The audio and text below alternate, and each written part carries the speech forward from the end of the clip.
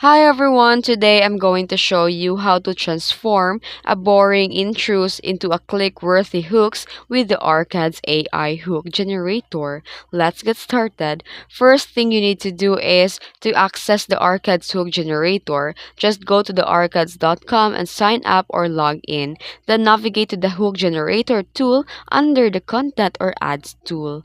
Then type what your video is all about. Let's say it's a productivity video. You can say a 5 habit that help me stop procrastinating and stay focused. Then hit generate hook. And then you can also replace your intros. You can take the generated hook and place it the first 3 seconds of your video. Why? Because it answers why should I care instantly, hooking viewers before they bounce. And the result, it is equal to the higher attention, better CTR, and more subscribers. Try generating multiple hooks per video topic.